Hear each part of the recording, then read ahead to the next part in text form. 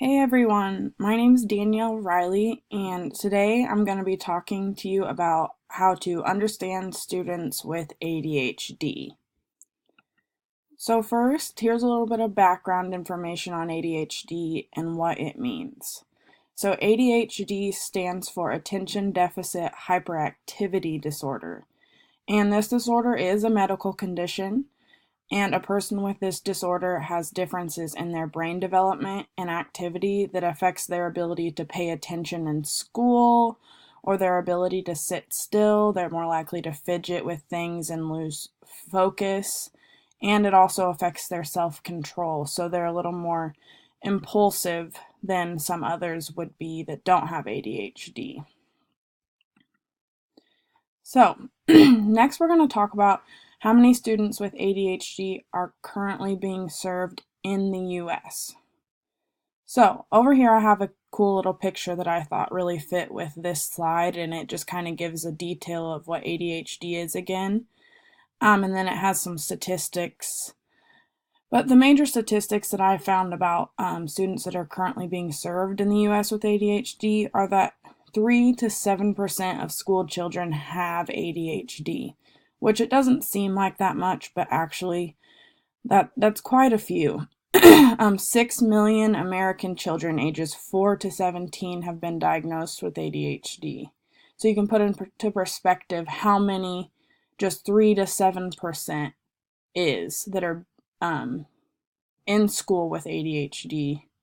And also 6.1% of American children are being treated for ADHD with medication. So they're taking things like Ritalin or Adderall or things like that to help them focus and to be able to work well in school.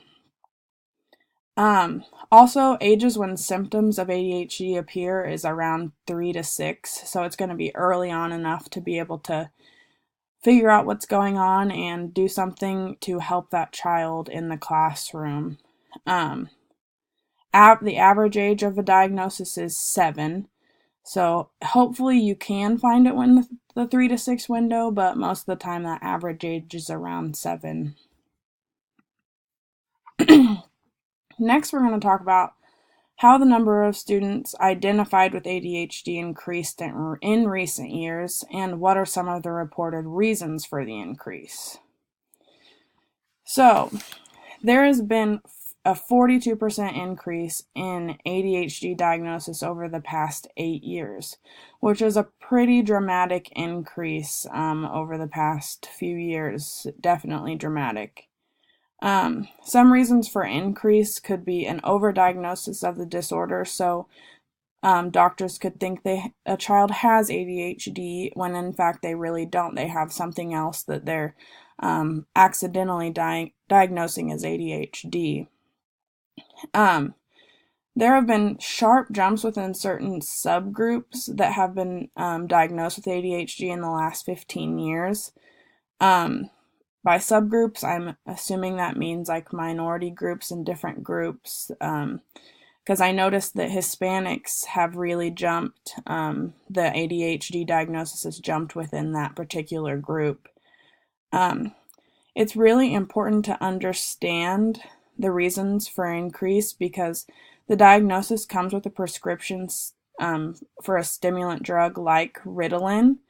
And so overprescribing that is a really big deal because you don't want to be giving out medication to people that don't need it. So it really is a big deal to know the reasons for the increase of ADHD and to understand how to identify it and how it has increased throughout the years.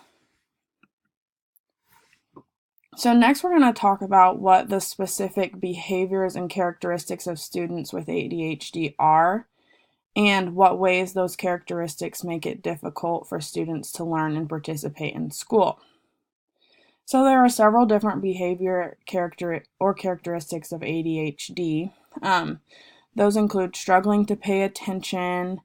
They struggle with listening and following directions. They have trouble sitting still or waiting their turn, and they have trouble with they're just impulsive. They make decisions without thinking them clearly because their mind is going 100 different directions all at once.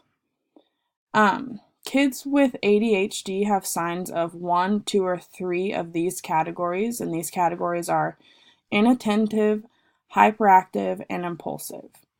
So we can go into detail on those 3 categories. Inattentive are kids that are easily distracted. They have trouble focusing their attention. They're not concentrated, and they have a lot of trouble staying on task. They might not listen well to directions. They may miss important details and not finish their work that they're trying to get done in class, and they might not finish what they started in the first place. They may daydream or dawdle a lot and get caught off guard really easily.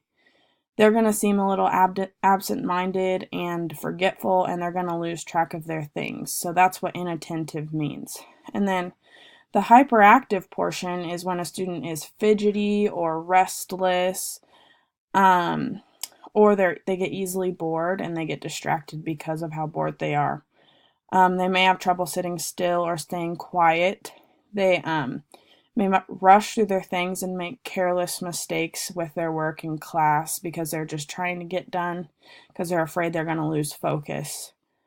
They might climb, jump, or roughhouse when they shouldn't, and without meaning to, they may act this way and disrupt others accidentally. Like, kids with ADHD aren't trying to distract others by any means. It's just the diagnosis and the disorder that they have kind of amplifies their ability to distract others.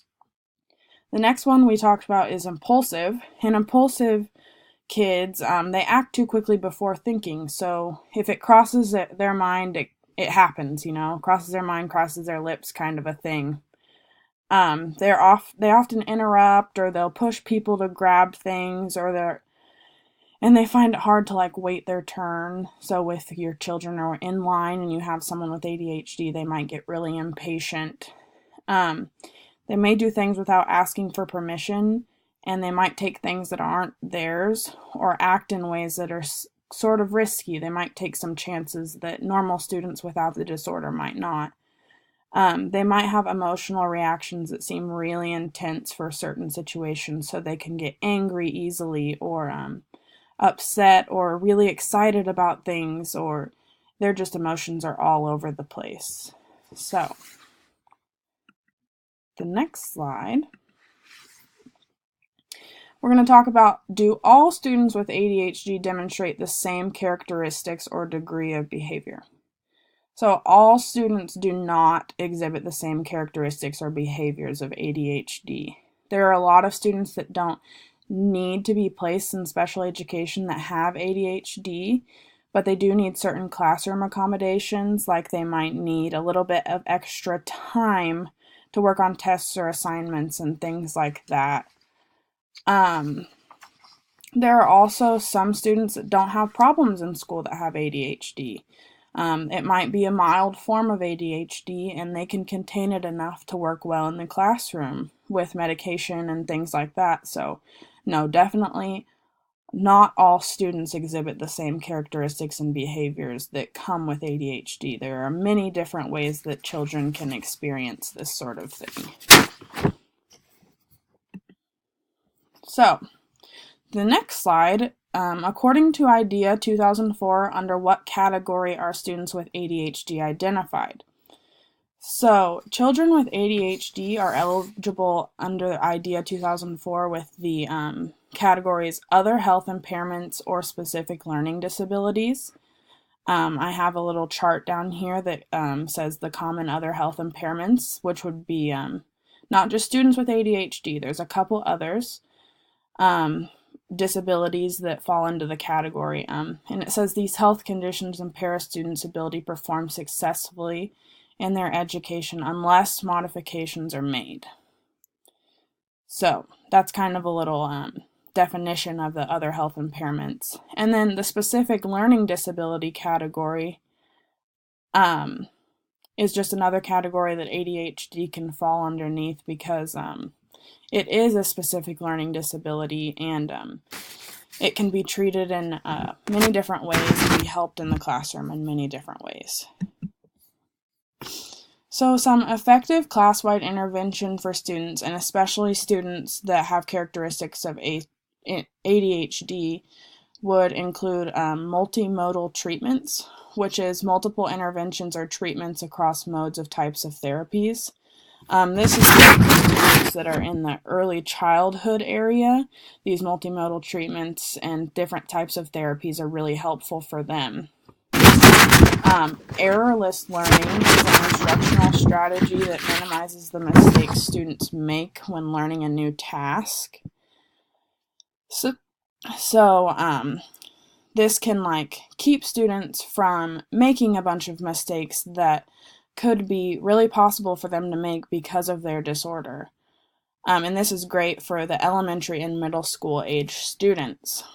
The next one is video self-modeling, which is a technology-based practice, and it's really great for promoting outcomes such as goal setting and self-management for students that have the ADHD disorder. This is great for secondary and transition students, and there's a whole process that they can follow to do the video self-modeling, and it's a great effective intervention for them. It's important to include students with ADHD. A big part of having students with ADHD is they have trouble connecting with their friends. They struggle with making friends and developing friendships, and so creating friendship interventions to help them gain friends at school is really crucial because sometimes they struggle with that on their own. So keeping parents involved and specific key friendship behaviors are really important to look into. So what that student's interests are and if they match with other students' interests, and then you can kind of put kids together and help them along the friendship process, which is really important for students with ADHD. So overall, ADHD is relatively a more common disorder than you would think. It's very important to understand the signs of ADHD and to understand how to help students that have ADHD. So here's a list of my sources, and I hope you guys have a great day.